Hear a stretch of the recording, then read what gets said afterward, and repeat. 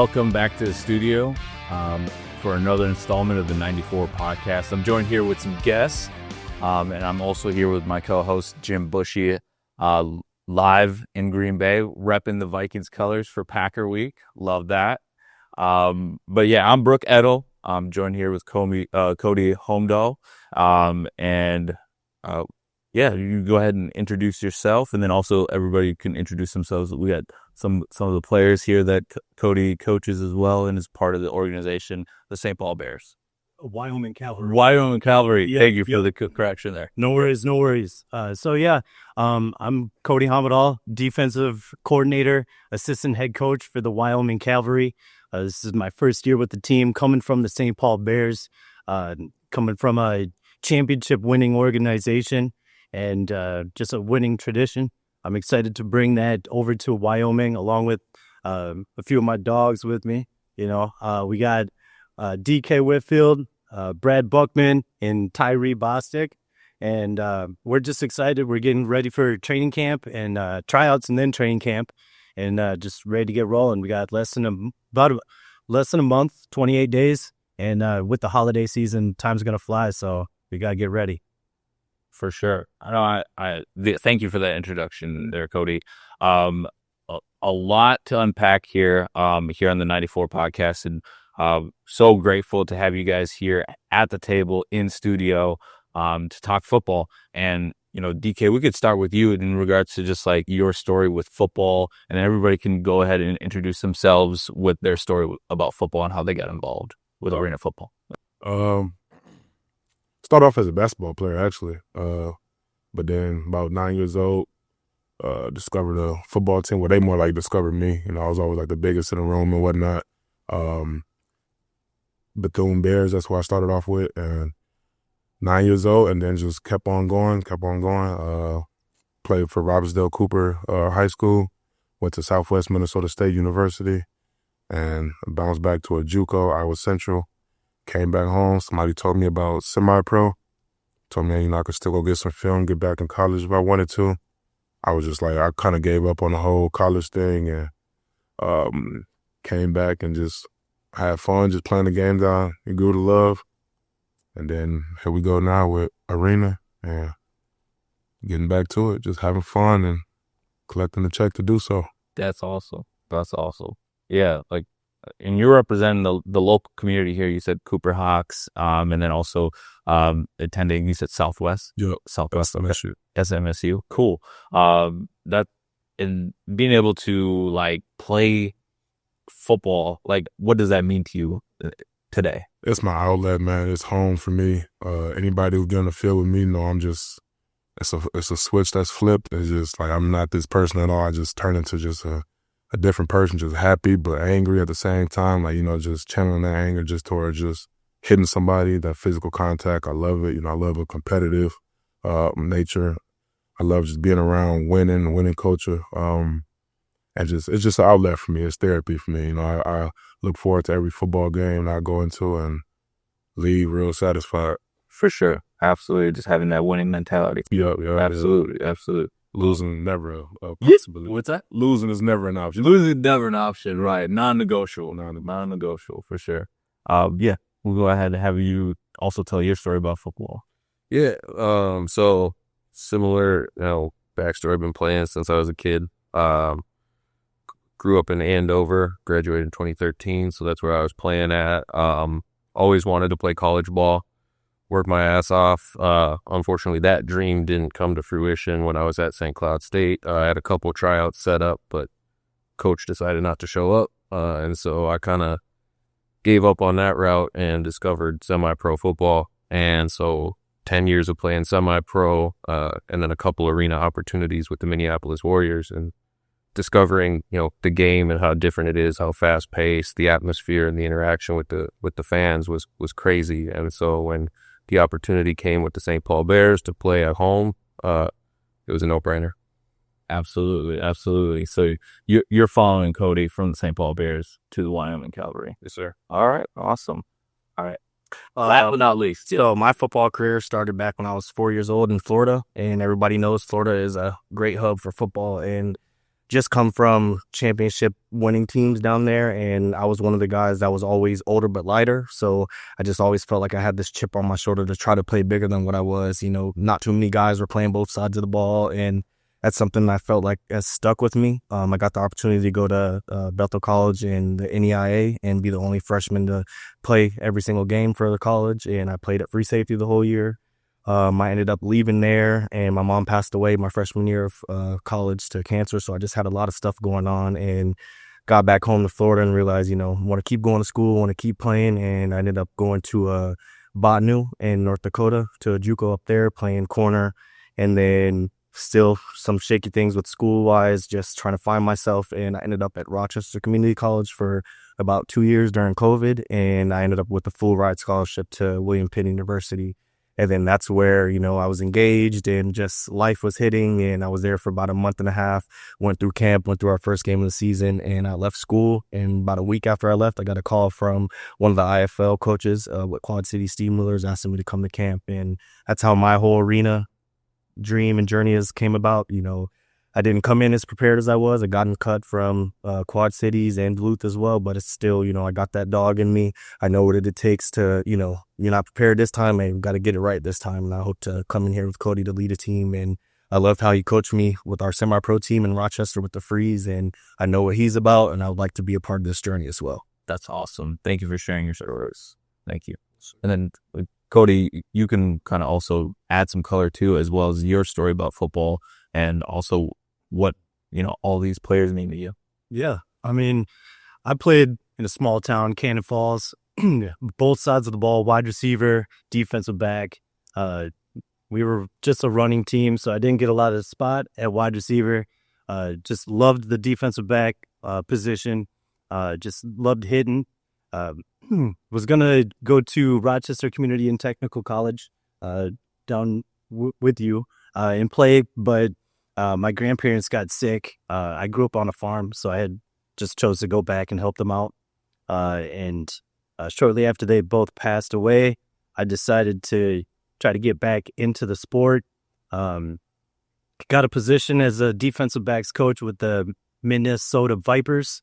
The next year I was with the Twin Cities Sabercats, moved to the Med City Freeze. That's where I first met Tyree. And, after a few years there, moved on to the Minneapolis Warriors. Shout out Coach MJ. And then after 1 year with them, I got an opportunity to be the head coach GM of the St. Paul Bears. So I took it and ran with it. It was a growing process. I wasn't going through anything. I was growing through it. Sure. And I knew that going in. But that's just how you elevate. You got to stay uncomfortable, live uncomfortable, and just keep on challenging yourself. And then, shortly after the season began, I got reached out by Wyoming Cavalry and just presented me an opportunity to further my career. And I had to take it. You never know when those opportunities are going to come back. So, absolutely. It's like when opportunity meets preparation. Yeah. Yep. I mean, these players, semi-pro football is, like DK said, it's an outlet.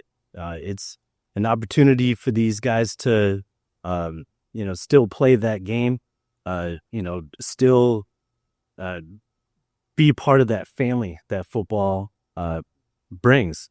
These guys mean the world to me. I just turned 35. I'm around these guys' age anyway. So it's I can relate to them. I can get along with them. We mesh. I'm a player's coach, so I'm very transparent. Whatever I know, they'll know, and they know that. So I appreciate everyone that I've coached, everyone that I will coach. It's a passion. I love it. That's awesome. And it definitely emanates in regards to the room here, and you guys feel like you guys are definitely like a brotherhood in regards to like what football means to each and one of all of you guys in regards to like your story and how you guys kind of all found each other in regards to this path of football. Jim, you got any other questions for these gentlemen here? I mean, I got a bunch of questions. Let's start with the one I love to ask all newcomers. What got you into sports? Like, I know for the players, it's for the love of the game, but like for Coach Cody, what got you into coaching? Like, was it just like growing up, you always wanted to do it? Was it something that was offered to you and you wanted to do it? Or was it just something like you always wanted to do? I've always wanted to do it. My favorite video game is Madden. I'll play that 24/7 if I could. I wouldn't go to work and I'd just stay home and play it. Honestly, and when I play it, I spend more time doing the little things than actually playing the game. I love building the team. I love making the playbooks, all of that. So when this opportunity came, it was a no-brainer. I had to. It was a dream come true. It was real life. Is there a favorite play that, Oh, real life. Yeah.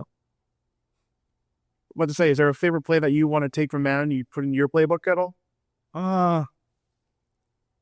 There's a few, and I'm not gonna. I can't give up my secrets because if I go live and start playing people, I'm gonna just not have game no more. Fair. Who do you like to? I mean, everybody here played Madden, but who's your team? Cincinnati Bengals. Cincinnati Bengals. Yep. Okay. It started with Chad Johnson, Ocho Cinco. You know what I'm saying? Oh gosh. Okay. For sure. Everybody here Madden players? Yeah. Okay. Yeah. We should definitely get CAA now. NCAA. Okay. Okay. Now that it's back. Yeah. I know Jim, you're a big NCAA guy. We should definitely sponsor some kind of like tournament or something for some charity. Yeah. I'd like that. Yeah. Okay. That was just an idea that popped in my head, before the show. So this is natural that you guys are big gamers, and I'm, obviously we got Jim on Discord here, so we could definitely do like some streaming with that. So just some opportunities there. But yeah, just wanted to kind of also open up here for you, Tyreek. You said Florida, so like what part of Florida? I usually don't have Daytona Beach. Okay, So you were going both ways in the Florida heat.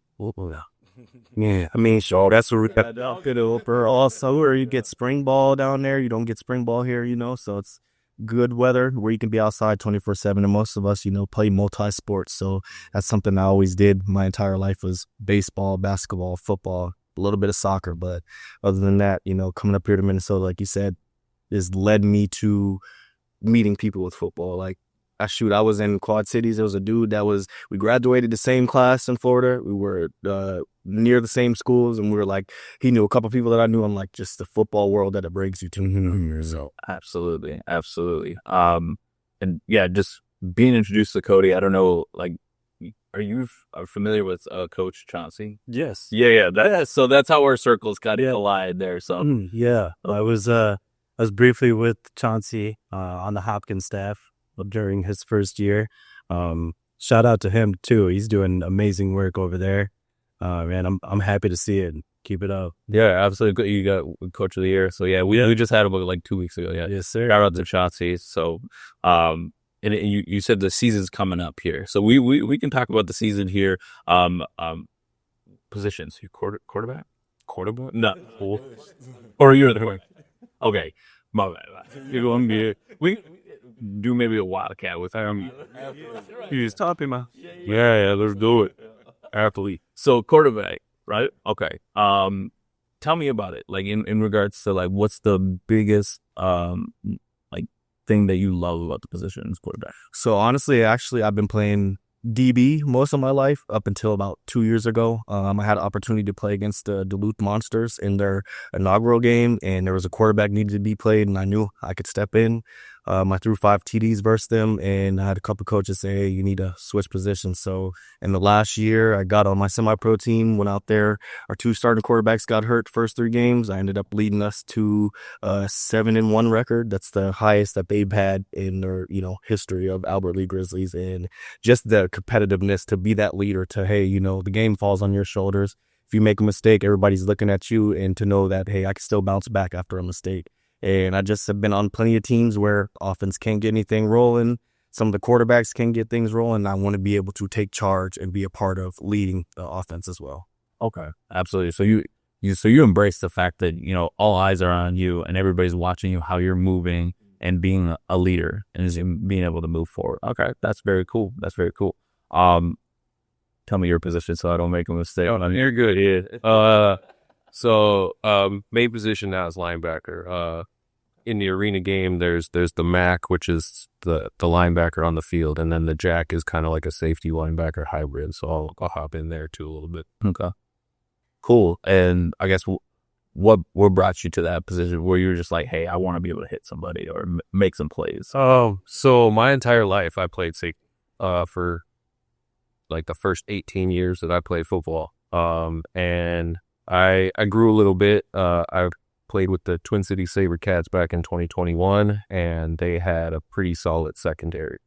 But they were struggling in the box, and their coach was like, "Hey man, if we got a spot at linebacker," and I was like, "All right, put on some weight." First few years, it was kind of like sea legs.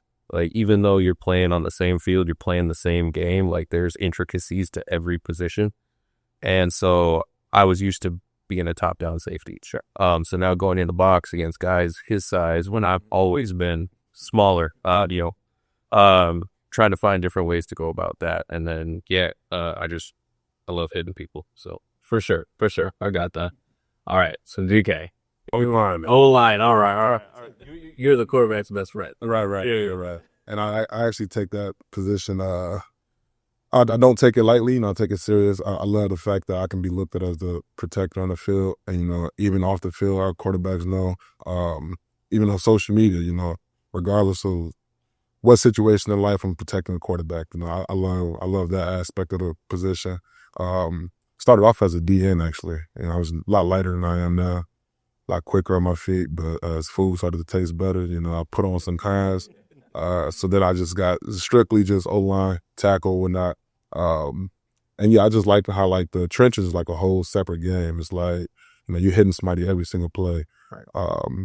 You just up close and personal every single time with the biggest, strongest dudes on the field. I like that. I like that challenge. Just the technique part of it, just knowing, all right, this guy's quicker. All right, let me put my right foot back a little bit more. Let me stagger a little bit more. Kick back faster, things like that. Or this dude is stronger. All right, let me anchor down, squat, use my legs. And so I just like the whole just unknowing part of the O-line position, and just like it's like a chess match. The dude can hit you with a spin move this play, come hit you with a bull rush next play because you're going to be light on your feet, and just things like that. So it's all just fun, and then just knowing that I'm not finna mess with my brothers while I'm out here. Everybody know. Scuffle out there, I'm first one to it. For sure. And that's not finna go down while I'm out here. Right. I like to idolize like Trent Williams, Okay. Christian Darrisaw, those type of players, be that type of physical presence on the field. Absolutely. You definitely need that for a winning formula. Yeah. From your offensive line, for sure. All right. So, Cody, what position did you play with during your playing days? Wide receiver. Wide receiver. Yeah. Okay. First wide receiver. Randy Moss was the idol. Sure. Sure. But like I said, we didn't pass the ball. It was veer, midline, just runs left and right. So when I did get a pass, it was always one of those suicide passes over the middle. Hospital ball. Oh, yeah. It's real. I got pissed off at that, and I was like, instead of getting hit, man, I'm going to lay it. I'm going to give it that work. So I switched over to DB.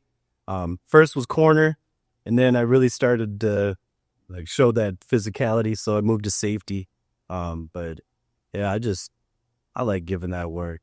Just laying the wood, man. Yeah. Big hits. Mm-hmm. Right. I'd much rather give the hit than take it. That's for sure. For sure. The hammer, not the nail. Yeah. Oh yeah. Jim, you got any questions in regards to just the conversation so far? Yeah, no. So, as you all said, you guys played football growing up. You played it outside. You had Florida, Minnesota, everywhere. Was there or is there a big difference from playing on a big field to the arena? Because I've been in a couple games here in Green Bay. Has there been any changes you had to make in your game that you had to adjust to, or is it just you just go out there and do the same thing over and over again? I would say just from my experience so far in arena, you got to come prepared. You can't come in thinking that just your talent's going to do everything for you. You got to come in and, ask questions when you don't understand something. be working out, try to eat as best as you can, be a leader in the community. If you can't do all those intangibles, I don't think, you're going to last long in the arena. And it's also about who you know as well. You could come in there like we're going in with Cody as our coach. We're going in there to fight with him. It's other people that, don't know who Cody is. He's going to come in there and it's just like, this gives you a little upper leg because you played for this coach before. He knows what you can do, but you still got to go out there and perform and show that, hey, you still deserve this spot as well before somebody else. So. Awesome. Yeah.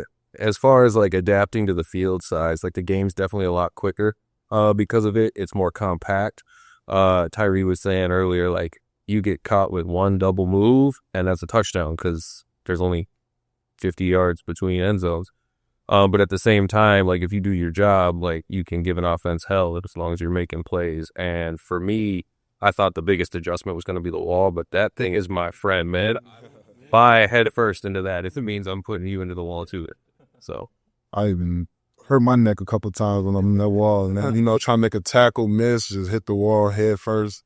So that's shock down your neck. But my biggest adjustment was everybody's athletes out there. It's like 11 man. You get a lot of solid tankle D tackles. So you don't have to move as quickly. But like in the arena, you got to be in shape. Just like how you said, like it's a quick game.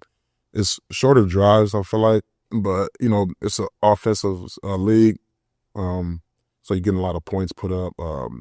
It's shorter drives, so it was just the athletes part of it, and everything's just right there. It's congested, it's not as much like pulling and screens and whatnot. It's just a mano a mano, me versus that DN, and he got the whole field to work with. So right. I don't got no help, no double team. My center and the other tackle that they already got their hands tied up. So if I get beat, I get beat. So it just made you lock in, which is don't get beat. Just don't get beat on that. Yeah, don't get beat. Yeah, I would say the atmosphere was the most was the thing that stuck out to me. Yeah. The fans, 11 man, they're back in the stands, chilling, trying to yell. These guys are right there on the field, right behind you. It's so loud. When we're down, you give me help. Yeah, it's insane. We were talking in the break room earlier about when we were with the Minneapolis Warriors playing the Omaha Beef, how loud that was, and just the adjustments that we had to make on the fly. DK, we couldn't hear the quarterback, couldn't hear hand claps or nothing. So we just literally had to make a hand signal. DK would tap the center and we'd do our thing. But that was our cadence. Yeah, it was the cadence. Yeah, on the fly. So it's just the speed of the game too. I love action. That's why I love football. I hate like golf or NASCAR. I'll fall asleep during that. I need constant action, and the fact that arena, you don't get as much time on that play clock. Everything's sped up. I love it. Okay, so it's fast action, fast play. So you have to be on your toes. You got it with all the crowd noise and everything, the atmosphere, all that. You got to be mentally strong. You got to be able to just tune that out. I love the players that I've coached. I've been blessed because we could be down 21 points. They're not going to get down on each other. We've been there before. We came back and won the game. It's nothing. We just got to focus up and get back to work. So I love it. No, that's a great mentality, just to know that the game's not over just because, they got a couple scores on you guys, and just realizing that, like, that's a good metaphor for life, that it's not over. It doesn't matter what the scoreboard's saying right now. You got to realize, like, hey, you got to come together, realize that, hey, you can create a plan to get that win, to become a champion, and know that it takes a special group of people to win that game, which is life. And also in the correlation, football helps you, kind of just gives you lessons in life as well. Yep. Are you guys big college fans? I don't know if you guys watch. You a big college fan? Big Fighting Irish fan. Big Fighting Irish. Okay, you and Jim will get along. Okay, he's a big Fighting Irish. As I've been a Notre Dame fan my entire life, even living in Florida, so definitely. You like Coach Freeman? Oh yeah, I do. I think he's a player's coach, and just to see like what they're getting coming in this recruiting classes coming up, with knowing what their schedule is turning into in the next couple of years, playing Clemson and the Alabamas and stuff. I'm looking forward to seeing what's going to happen with them. Absolutely. I think they'll get them a national championship. Maybe this year, maybe next year, but they'll get one. They should be in the playoff. Right? They should definitely be in the playoffs. I don't care what Miami's saying. You lost to 2 unranked teams, so.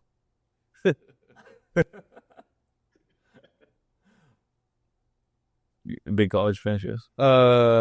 Yeah, I've grown more into the college game lately. It's all about the U, man. Nah. That's the only Minnesota team that I don't cheer for is my college team. And it's all about the U, man. Okay, so it's been a couple heartbreakers this year and last year. I thought Cam Ward had it for sure, but that defense was a liability. And now, yeah, they're putting it together. They've come back from I got a great receiver. Malachi Tony. Man, he's a dog. So, yeah, I grew up like watching like the Willis McGahee years. Santana Moss was one of my favorite receivers growing up, and Ed Reed is Sean Taylor, and Ed Reed. That whole 2002 era. So yeah, I just grew up loving that that team, and I'm glad we're back, but we'll see. Yeah. No, absolutely. No, that's cool to kind of just hear everybody's background. College football. I love the Gophers. Roll the boat. Sky-U-Ma. We're not doing so hot this year, but Okay. it's all right. Drake Lindsey, he's growing. Darius Taylor, I feel bad for him. He deserves a lot more touches and a lot more production, but it is what it is. I've always just been a hometown team fan. Sure. My grandpa is just always Timberwolves, Twins, Vikings, everything. But I have been becoming a fan of Ohio State just because I've been doing this show with Coach Vincent Fordner-Bay over in Michigan. Okay. He's a big Michigan fan, but go Scarlet and Red, you know what I'm saying? It's totally good, so you got to go on. So, yeah, just got to give that shout out, but yeah, go Gophers. Okay.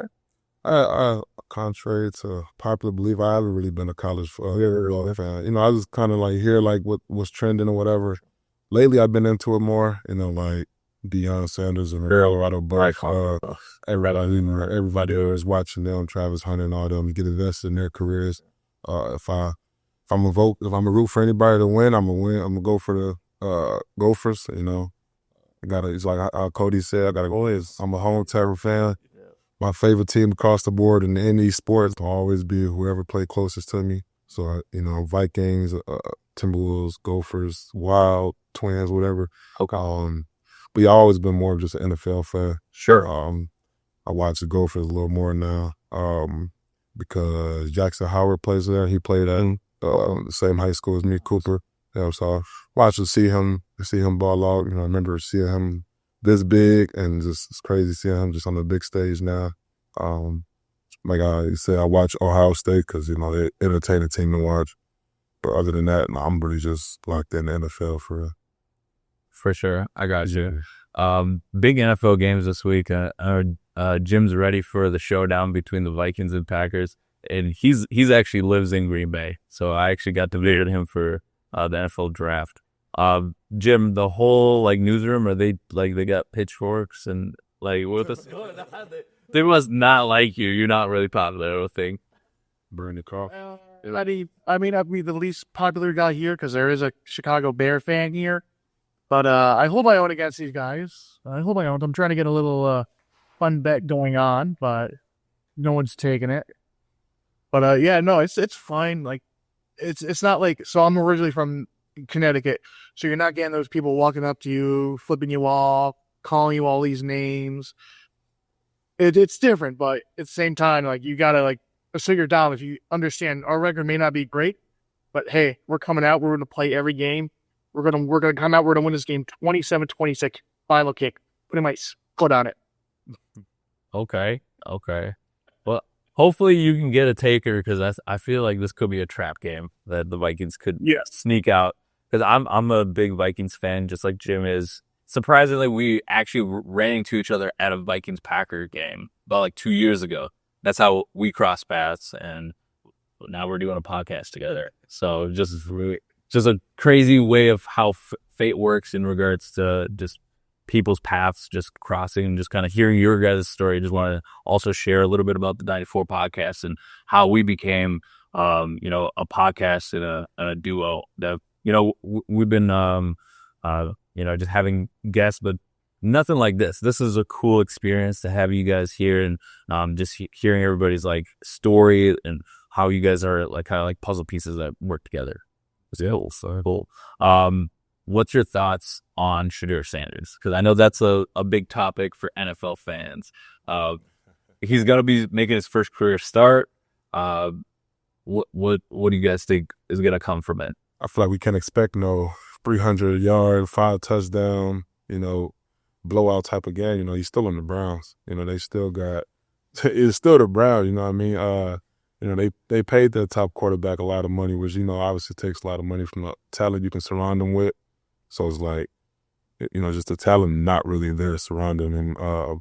But as long as he just makes the right reads, you know, just look good mechanically, and, you know, is accurate, obviously, when he let the ball fly. I feel like you can't really say nothing negative about him and just make the right decisions. You know, we can't have all that backyard, backfield trying to run around. It's not Colorado no more. So I feel like that's the biggest thing he got to tweak is just get the ball out, stop trying to look like Patrick Mahomes back there. Right. I think that's well said. In just saying that, you know, the game's faster, so you have to respect like the level of the athlete that's going to be competing with you. And I think Shedeur has learned in small doses. Now that he's going to be like the starter from the top of the game, that would be interesting to see that. And also, I don't know, Cody, just get your thoughts on Shedeur Sanders. I know he's a big topic. I mean, I think he's got that dog in him. I think he's going to come out with a fire, you know, and just try to prove everybody wrong. I'm with DK. I don't think he's going to throw for 300-400, but, you know, just enough to get that win, you know. That's where it starts. Just get that win. You can build on everything else later. Everything else will come, so. You can ask for a better start. He's going against the Raiders. Going against the Raiders, yeah, all right. That's ideal for him. Mm-hmm. Against a team that passed up on him, right. With Tom Brady as the minority owner, I mean, there's a reason that he was being talked at as is it going to be him or Cam Ward? Like that conversation was going for a minute on who was going first. So like obviously it's the on-field stuff, and like I feel like there's too much of a microscope on these kids. Like he's fresh out of college, like everybody wants to basically watch your every move like you're supposed to be perfect, and like I don't think he's done anything bad in my opinion. But there was a lot of hype coming out, and so obviously the eyes are all going to be on you. I think he's got the tools. I think he's got the talent. I want to see him succeed. Yeah, I don't think it's going to all come together right away, but I definitely am glad he's getting his shot. For sure. No, absolutely. Yeah, that'll definitely be a game to watch this week to see how Shedeur Sanders goes up against Las Vegas in that defense, which hasn't been historically that. I mean, we saw him on Monday night. I mean, you got a hungover CD Lamb and George Pickens putting up numbers. You know, like, I mean, hey, it's Vegas. You know, it's gonna be part of that. I guess that signature lifestyle, just like that. You know, play hard and, you know, also be able to show the results on the field. And I think with Shedeur being outside of his dad's shadow, I think that's going to help him, and realizing that, you know, prime time is a character and his dad is Dion. And I feel like we got to see a little bit more of Dion being his dad and not being prime time. So that was kind of cool, being able to see a game up close and like personal, being on the sideline. Shout out to Scott Gross, who actually lives out in Arizona. He was able to get me like field passes to go see Colorado versus Arizona last year, and getting to see Colorado and you know, seeing Shedeur, Shiloh, and even Dion's other son that's like a filmographer that just follows the whole team around. That was cool to kind of just see that up close. But now that it's on the pro level, it's cool to see that Shedeur is being able to prove all the naysayers wrong and get this opportunity. And I do want to see him succeed. I mean, obviously, because, he got humbled and he was picked, day 3? I feel like, all right, he's got to move past that whole NFL draft fiasco, because that was just insane. I've never seen anything like that in any professional sport. Because he was projected, top 10 pick? Top 3. Top 3. Yeah, quarterbacks to go. Yeah, out of quarterbacks to go between Cam Ward and Shadur. Those are the top picks, and then he ends up just falling to day 3, which was unprecedented. But we're past that. He's with the Browns. I don't know if he's going to be there long term because of the way that they've handled it. I feel like Kevin Stefanski has definitely gotten a lot of blowback in regards to hey, this is not how you're supposed to operate. Right. A locker. Right. So with him not getting any reps with the ones. Exactly. Not getting any reps with the ones. How do you prepare someone for success if you're not giving them any opportunities in practice? Right. Yeah. But yeah, Jim, your take as well. I mean, I want to include you. I know you're also listening in on this. I mean, yeah, Shador, he gets the core. I agree with you. He's not going to have that room for long. I think being away from his father is going to be a big help for him. He's going to be able to learn. He's not going to be able to be with his dad, has his dad speak for him. He can finally reach out for himself. So it's going to be interesting to see how he does against the Raiders. I mean, they're playing the Raiders. They haven't looked good all season long. So I don't know. Should be a good matchup. Just gotta wait and see what happens. Absolutely. I think that would definitely be one of the most talked about games for sure between 2 and 8 teams.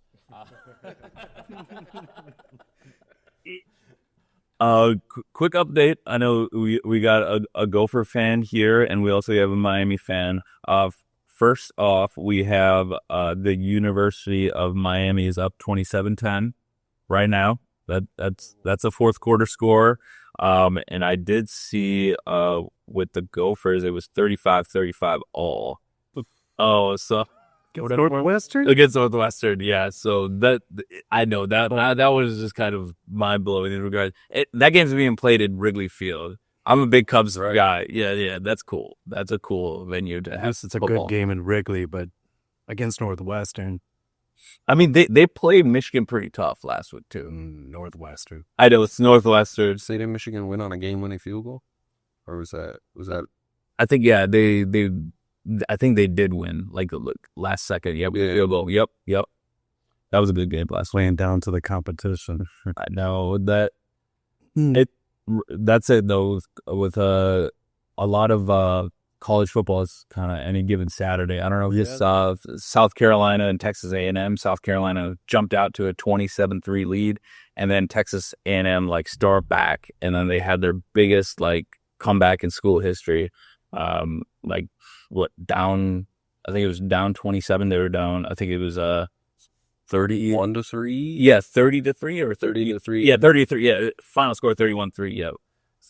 So just knowing that hey, you don't know facing these college teams. These teams are just going to give it their all. I feel more than sometimes the pros. They might be hey, we got the bag, and we're just going to be settled with hey, I'm probably not going to be here long term. Some of these kids are hey, this might be the last time I lace them up playing football. Well, and there's just a different philosophy to it too, because obviously you got coaches, like Andy Reid, who's coaching, currently in the midst of the Kansas City dynasty. They're a phenomenal team. He doesn't care about regular season wins as long as he gets enough to get them into the playoffs. But that's all they need, and obviously they've been successful. But at the college level, you need those regular season wins to make the end of the season meaningful. So it's completely different mentality where you can't cash it in and just go on to next week. You got to fight to the end of every game. Right. Every game counts even that much. Yeah. Right. All right. Vikings, Packers. We got to talk about that. I mean, we got huge Vikings fans here. 9. Let's talk about 9. What is that? What killed that motherfucker? Yeah. Dude, that was smart. Did that somebody? Kneecaps intact. I mean, you hear some of the things that like a bottle about to come off the cork, right? Like, yeah. He has some of the corniest metaphors. Sorry, I didn't mean to. Yes, Well, we're playing in Lambeau, so if history repeats itself, we'll win 27-24 on some last second bullshit. But Right. man, he's got to figure it out. There were 6 quarterbacks in that draft, and of those 6, he was the 6th one I would have taken. I'll leave it at that. Okay. Gotcha. Yeah. Oh, man, that's fair. I'm almost sorry, man. I agree with that. I feel like Jaden Daniels was one of those guys that I was trying to see if we could trade up for. Or Drew, man. Yeah, I was big on Jaden and Bo Nix. Okay. Yeah, and we had an opportunity at Bo, so that one stung a little bit for me personally. For sure. I want to see him succeed. He hasn't shown me anything yet to say that he's growing. I know it's only been 5 starts, now 6, but it's the same thing every single week with a couple flashes here and there, and that's just not the recipe. Like, I need to see growth and production. So That's valid. I will say he doesn't give up. He keeps fighting. He's got a couple of those fourth quarter comebacks. So I mean, he has that clutch gene kind of in him, but he just doesn't give up. You know, some people just throw in the towel like, scratch this one. Let's get ready for next week, and he keeps going. So I mean, I got to give him that. But hopefully our O-line can do their job, and hopefully KOC runs the ball. Run the ball. KOC. That's a message directly to you. Run the ball. He's probably watching this. I hope he probably run the ball, KOC. You know, Somewhere in Appleton, Wisconsin, he's watching this. Yeah, I think y'all hit the nail on the head. My biggest complaint of him is just like how inaccurate he is. Like regardless of all the other shit going on, like just hit your target. There's just so many balls just over a person's head. They gotta come back to the ball and all. It's just too many just inaccurate passes. Like with the ball just hitting the turf. You threw how many picks last game? So it's just like things like that. Like it just gets to a point where I'm not even blaming coaching O-line or how young he is anymore. It's just you're just not an accurate quarterback, and that's how I feel about him. Just like Brad said, like how to took anybody else in the draft over you. Your whole draft class is balling right now. You're the only one stinking up the place. And hate that Minnesota got to be the one to deal with it. But I'm just hoping KOC just help him out, figure him out, and correct all his mistakes and get him right. But as of right now, it ain't looking too good. Right. I mean, you sit at 4-6 right now. And Brad, you mentioned that like it was not the growth that you were looking for, especially with not having the chemistry with Justin Jefferson, one of the all-time wide receivers that are, in the game right now. I feel like you got to fix that chemistry. I feel like without having that chemistry and then being able to rely on JJ in those big spots, I mean, like, I'll give him credit. And you mentioned this, Cody. He didn't give up. He didn't give up even though it looked like it was very dark and very bleak going into that final drive where things were not working. What can you expect to see in the remaining 7 games in the season that you would like to see? Would you like to see him like work on his mechanics, which is kind of crazy to think a quarterback of his stature being able to get drafted in the first round still is having mechanical issues? Yeah, well, I think like a lot of the hype when he was coming out was the fact that he had this just cannon of an arm. Like he throws a fastball, but you watch him throw and he throws like a pitcher. And like that's not how a quarterback's supposed to throw. Like he's kicking his back leg out, swinging it way out.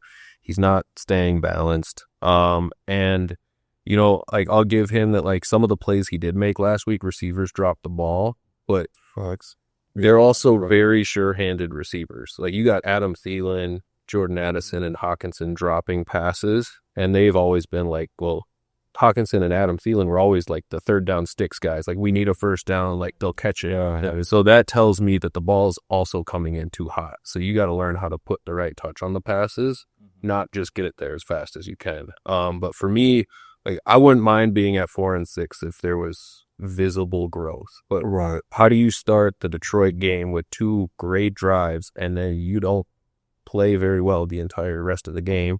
And then against Chicago, you don't play well until the very last drive. Like it's so inconsistent. So if there could be some consistency and some visible growth, then I think we like with his mentality, like there is promise there. And I think it's just hard for Vikings fans, like moving on from Darnold and Daniel Jones. I personally didn't see the Daniel Jones thing coming where he lighting it up this year. Daniel Jones didn't see that coming. But Jones, I think that's just pouring salt in the wound when we're watching them succeed and we're sitting here in this situation. And I think that's just the curse of a Vikings fan. You know, we always seem to be looking for a quarterback when we got a team, and then when we don't have a team, we have a decent quarterback, and it's just like this revolving door of like going back and forth. And so when we had a quarterback in the room that we could have paid and let JJ develop, I think that was the option that I personally would have gone with. But yeah, I'll pass it over. We ain't never got two things that go together, huh? Yeah. But what was the question again, my bad? No, that's fine. I can repeat it here. What would you like? Oh yeah, like in the last 7 games here with JJ. I would like to see him play every game. Don't survive the schedule. Yeah, just let him get the reps. Clearly, that's what he needs. You know, even in college, he was on a run first offense, and like he didn't get any reps last year for obvious reasons. And if we're gonna stick with him, you know, he's a first round guy. Let's get him as many live big Sunday reps as possible, so he can, you know, so we can at least have a for sure answer at the end of the season. Because right now, like, I feel like there's still so much uncertainty right now. Like, we still don't know what J.J. McCarthy is made of. Right. So I feel like 7 games later, you would have a for sure answer. You know, it would be a big sample size to the point where, you know, for a fact, either he's going to be our guy next year or he's not. Absolutely. So I'd like to see him get as many reps, put him as many football situations as possible. You know, go for it on 4th down a couple times, see how the kid operates in those situations. You know, just throw him to the wolves and just let him eat. Right, let him eat. Like it's like in that do or die situation at that last drive, he was converting those 4th down plays. He was finding Naylor for a 1st down. He was able to get that touchdown to Jordan as they might have scored a little too early.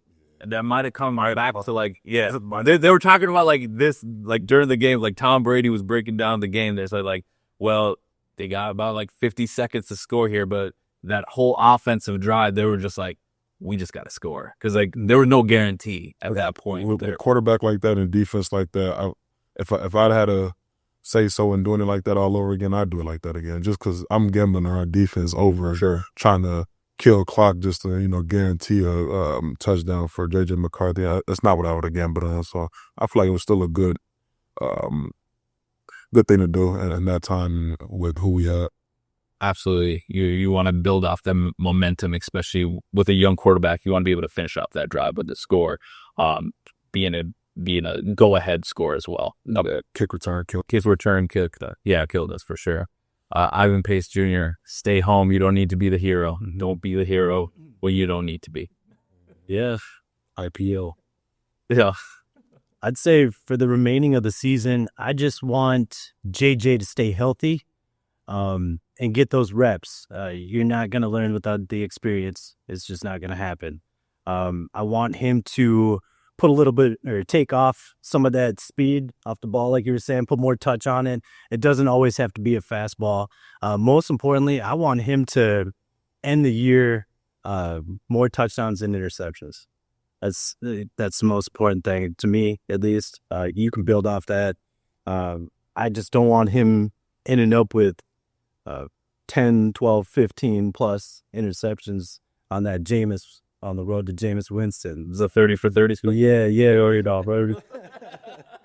So, I mean, I get, you know, throwing him out to the Wolves, but you still got to set him up for success. There's no reason why he has to be throwing 40 times, 50 times, KOC. Just letting you know, there's no reason for it. So, I mean, with a receiving core like that, but kind of got to. Man, JJ right now is at 6 passing touchdowns, 8 interceptions. So, what do you project? I mean, just look at his head. I want him to get at least. Does he throw 3 this weekend? Does he at least the Packers? 3 and maybe 1 you could almost say like the law of averages is probably going to throw one. If he throws like a deep ball again, where like some of these players are kind of, in a way, they're baiting him into these throws, and you can talk about that as like a defensive like safety and what you're seeing.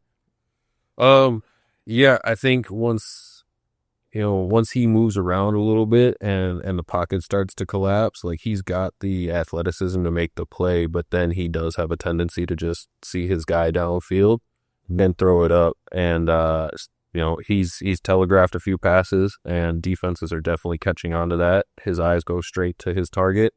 And so, yeah, you're going to sag off a little bit to make him feel like it's open. I think the prime example was that crossing route that he threw. I forget who picked it off, but Fire. Yeah, where he was down in the flats. He just stayed there until the last second and literally just dropped back like 3 yards and was right underneath it. Yeah. And I mean, with a guy like Byard, like he's been doing this a long time, but yeah, I think just calm him down, let the game come to you a little bit, go from there. Right. And just again, like just eliminating the pressing, because I feel like the pressing is what's getting him into a lot of these situations where the game is getting tilted, like especially against Baltimore more than Chicago, because I feel like Chicago was just like the offense was just out of sync the whole game. But like against Baltimore, they were driving, and then there would be that huge mistake where it'd just be like, all right, now we are back to square one, where we thought we were going to go in for a score, and then now we are back on our back foot. Or again, situational football. I think this is something that KOC needs to get back to, is realizing like the end of half and how you got to protect the football and not allow teams to get that score. Because I think that field goal, or I think it was a touchdown in that Chicago game, where that was the game. The game was decided right before I feel like we even got to the second half, because you're just giving up these extra possessions that your defense shouldn't have had to be on the field late in the second half, right, because of those mistakes. Yeah. Don't want to be the dead horse here, but Jim, what do you need to see from JJ McCarthy, the final 7, to invest a little more stock into him going into 2026 and beyond? It's simple. He needs to hit his target and be good. I sent you all those text messages last week, Brook. Yeah. I saw the plays. I was very furious. I was yelling and screaming here in Green Bay. They were all looking at me like, what the hell are they doing? I'm like, don't worry about it. It's football. But yeah, no, he needs to be more consistent, and he needs to hit his markers. And he, like one of you guys said, he's throwing the ball too hard. And he has great receivers who can catch the ball, who is proven that they can catch the ball when we need them to. But they're dropping them. Well, we know it's not the receivers because we know they can handle the stuff. So JJ needs to make those adjustments to make sure he knows when to put the right zip on it and everything. Absolutely. Just being able to know the right touch on the ball, the accuracy, and then also knowing which players can make those plays for you. Like in some cases, you don't want to put the ball in situations where it could cost your team the game. And just I saying this over and over again, but I feel like we need to see a little bit more of Aaron Jones. I think Aaron Jones has been kind of a vanishing act a little bit. Like, he's been back in the lineup, I think, the last 2 weeks, but I feel like Jordan Mason's just having those angrier runs. And DK, you can definitely appreciate that, seeing a running back or any kind of offensive player finishing, a run with some anger and some attitude and some swagger. For sure. Yeah, especially a running back, because, offensive linemen aren't made perfectly. So sometimes we let up a little pressure. We didn't flip our hips enough. We didn't hook the guy. We didn't, do our job the best way we could have. So, we're going to let a little leakage through every now and then. We just want to see you overcome that and, not expect us to always be perfect in the game. And you can still get 3 yards in the cloud of dust. So, yeah, for sure. Absolutely. Cody, we got to do picks here before we close out here. We got a couple minutes here before we bid adieu for the afternoon. Picks for the week. We got a couple games. We'll pick the Vikings-Packers game.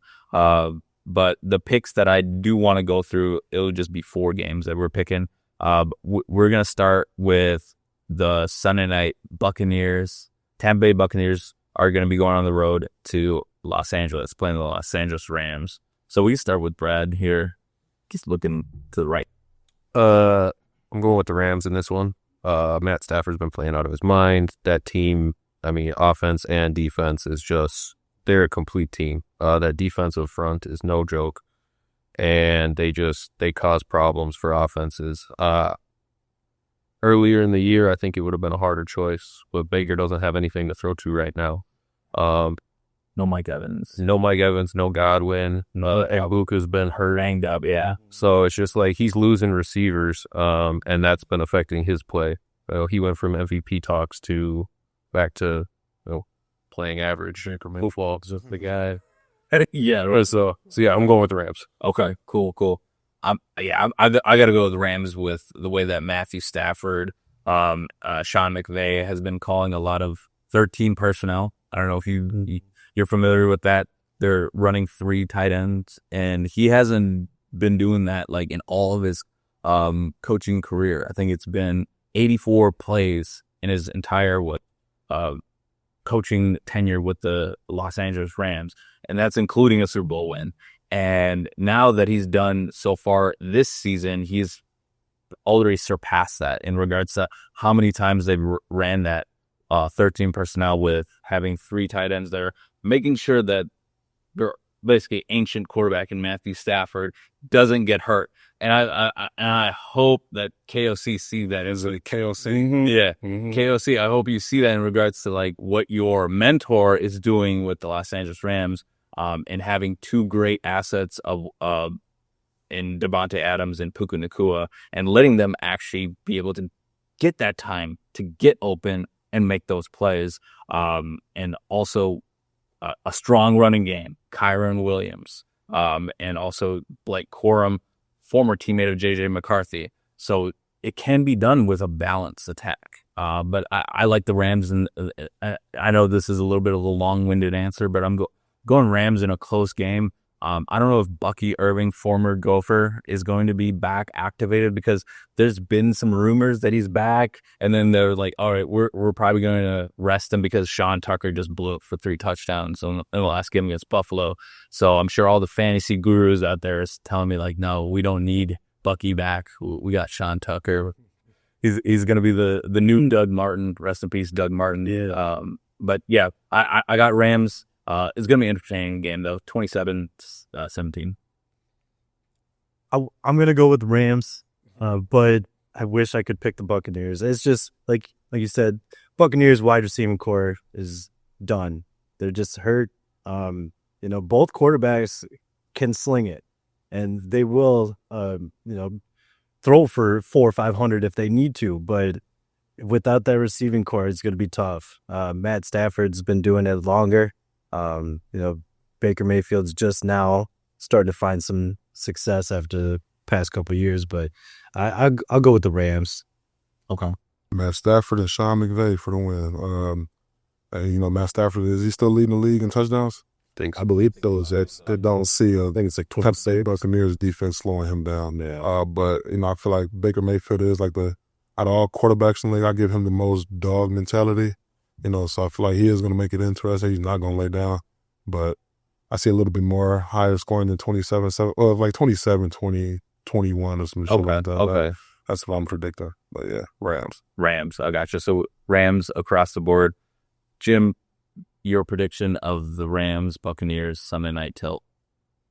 I hear Rams, but I'm going to go Tampa this game. I think they really have a good shot. I'm going to go Tampa. It's going to be shootout. It's going to go 36-33 is going to be the final score of the game. Okay. Tampa, it's going to be a shootout. I think Tampa even get the last drive, and they're going to win it in the last drive. And Baker has some familiarity with Sean McVay, because he did finish out, I think, the end of 2022 with the Rams, and actually did lead the Rams to a victory against the Raiders. But okay, we'll see if Baker is able to shock the world and take down the Rams, because I think the Rams are looking like a NFC favorite right now as they're kind of coming together, especially after beating Seattle last week. The next game that I want to look at is the AFC side, is Colts Chiefs. We'll start with you, Brad, real quick. This is a real good one. Yeah. I'm going Colts off the bye. Rested. Get a week to get healthy late in the season. And Jonathan Taylor has been playing out of his mind. He's MVP. Yeah. So I think it's gonna be close, but I'm going Colts, like 31-28. Okay. Also, no field goals for Harrison Butker, huh? No. Nah.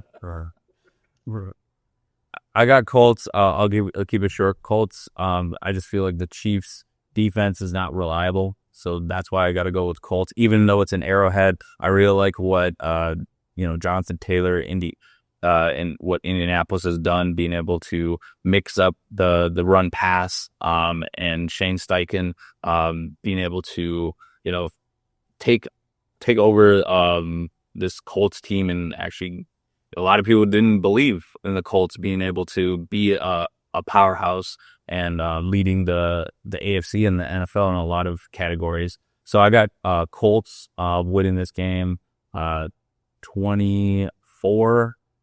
I think the defense pulls a couple of turnovers. Cam Bynum gets a celebration goal. Yeah. At the ESPN Sportsbook, I think the Colts are going to pull it out.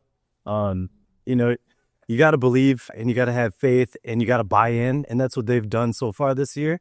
They've really bought in and really came together. I don't trust the Chiefs. I don't trust Mahomes. Kelsey's getting up there. I don't trust their defense. Get Rasheed Rice. Man, I don't trust him either. I do embrace himself, right? Yeah, I don't trust him either. But I think it's going to be 17-14 Colts. On the flip side, I do trust the Chiefs this week. Yes, the Colts has been riding high this whole year. They got at one point in time they had two players on one side of the ball in MVP talks. Crazy. So yeah, I do give the Colts the credit for what they have put together and what they have been doing, and the level of skill and that they have. But if last year taught me anything, is don't bet against Patrick Mahomes. He's gonna find a way to find a way. And I just feel like going to Arrowhead, that stadium, for Daniel Jones, who I feel like is a still mentally fragile quarterback, if I do say so myself, I feel like light's gonna get a little too bright for him. The moment's gonna get too big for him. Patrick Mahomes is gonna rise to the occasion and pull out a nail biter. Because the Colts are definitely gonna make it interesting.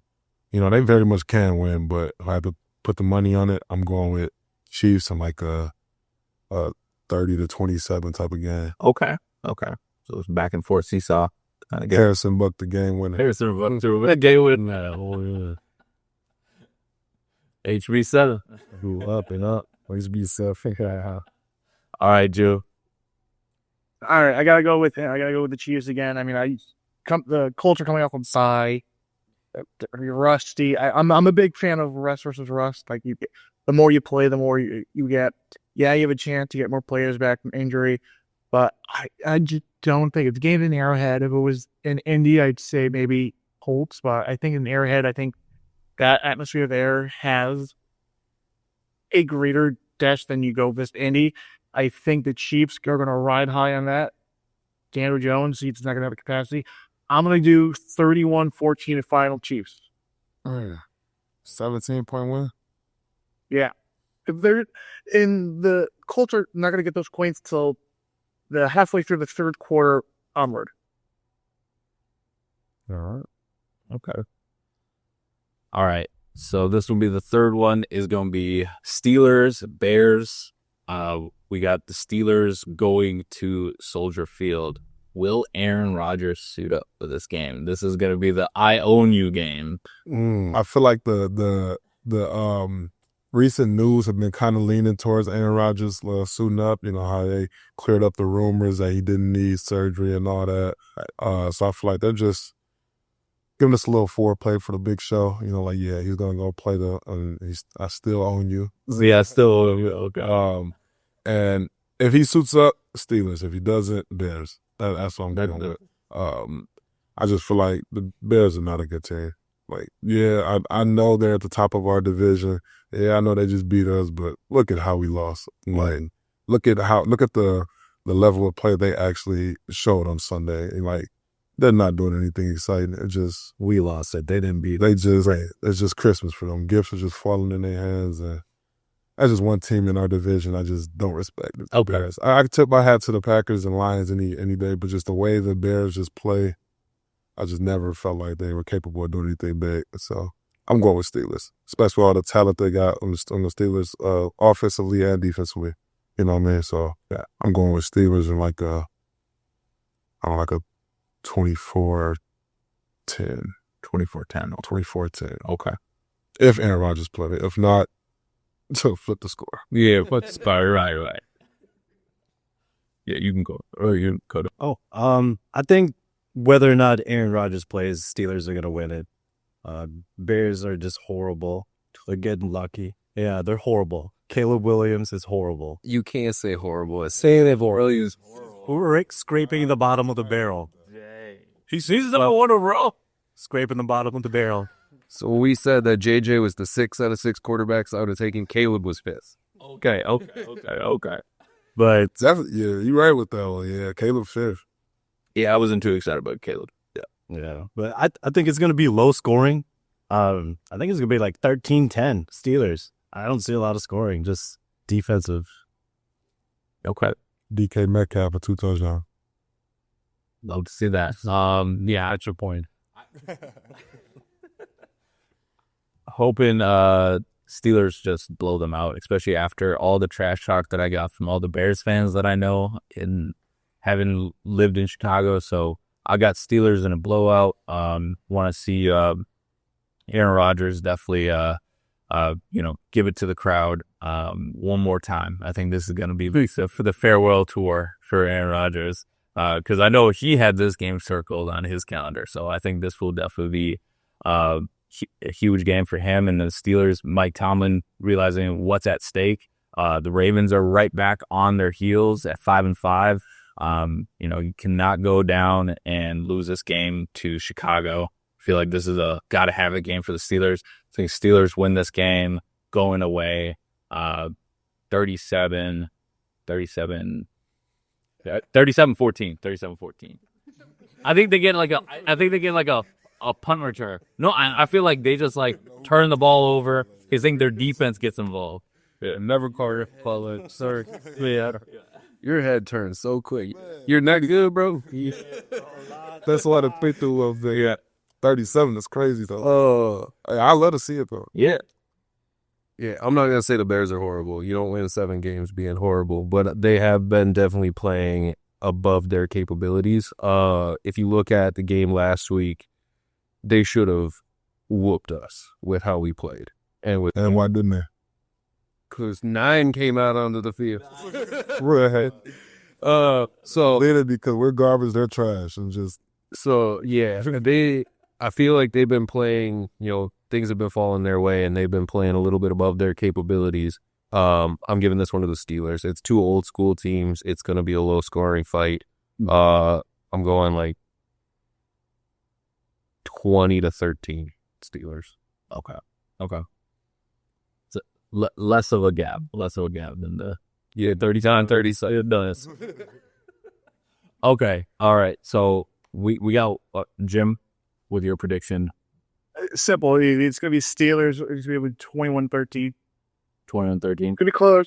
If Rodgers doesn't play, it's going to be 14-13. Okay. Oh, dang. 14-13. 14-13. If Rodgers doesn't play. It's going to be like a soccer game, huh? Is it Kenny Pickett? Mesa Rudolph or Rudolph? Rudolph. Rudolph. Last guy. Last game. We got Vikings, Packers. We'll start with you, D. Do we get JJ McCarthy or 9? Yeah. Which one's the good one? The good one is JJ McCarthy. We get JJ. Pick 9 off this dog. Okay. Get 9 off the boat. 9 is some bullshit. Throw him out the club. Kick him out the club. Yeah. I say JJ McCarthy puts on a much better showing than he did last week. Learns from his mistakes. Still as a grown man, you realize where you went wrong and what you need to do. So I have faith in him pulling that together. They're still losing. I was just, much as I want us to win, my football mind says we lose like 27-17 or something like that. Double digit, but yeah, closer again. Yeah. Yeah, Packers got a lot. Oh, my God, Michael Parsons. Oh, yeah. Don't hurt him, please, Mike. Don't hurt him. Gotta go against Darisaw, though. Yeah. True. Yeah, I got faith in Darisaw over Michael Parsons. But, they can always switch him. Sure. Darisaw's not going to travel. Yeah, with Brian O'Neill on the other side. Yeah, with good, but not Darisaw. Not Darisaw. That's facts. So, yeah, it's going to be a fight. I feel like it's going to be like neck and neck first half, and then they just pull away second half. Oh, wow. That's what I'm seeing right now. You did sweep them last year. Yeah, we did. Yeah, with Woodson. Yep. But now we got 9. Right? We got 9. Let's go. Right. I think it's going to be a close one. I think we're going to pull it out 21-20. I think it's going to be a big game for Aaron Jones just going back to Lambeau. He's going to want to show out. Hopefully getting him 100 yards, 20 touches. But I want JJ to go for at least 2 touchdowns. No picks. Just be smart. Hold on to the ball. Let the game come to you. You ain't got to force nothing. At least try to gun it down the field. Give JJ a chance. Just once or twice. We'll see how it goes up. How about you? Yeah, I got to go Vikings. I know it's a divisional game, and this might seem like it's out of the realm, but Vikings, I think they can win this game 24-23, and I think it would just come down to getting a field goal at the end. Getting a field goal at the end to get that lead. I think Will Reichard walks off the Packers at Lambeau 24-23. We get JJ McCarthy to lead the drive, and I think JJ McCarthy also gets a touchdown with Jordan Addison. That's something that I can guarantee. Jordan Addison will get into the end zone against the Packers.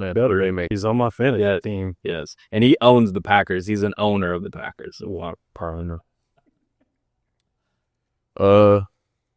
going to go with the script writers and history, and so it's going to finish with us winning 27-24.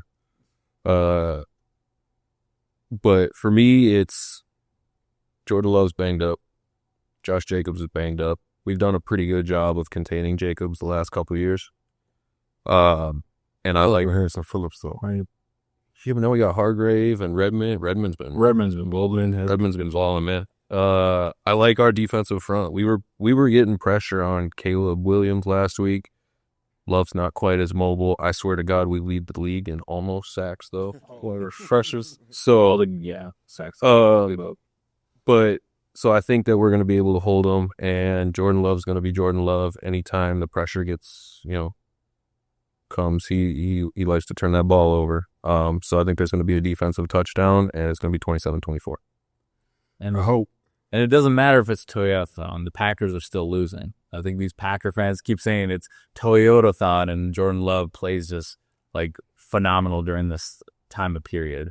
I'm sure you've heard that, right, Jim? Toyota. Yeah, I've heard a lot of time about Toyota-thon and Jordan Love. My goodness. Toyota-thon, what's that? Toyota-thon is just like a car sale that they have at Toyota. And then during that span of time, all the Packer fans say Jordan Love just turns into a superhero. It's like they're years.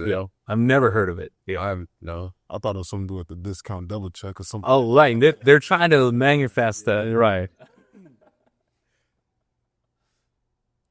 What about you, Jim? What about Jim? What about you, Jim? Okay. So I made my prediction earlier. I'm 27-24.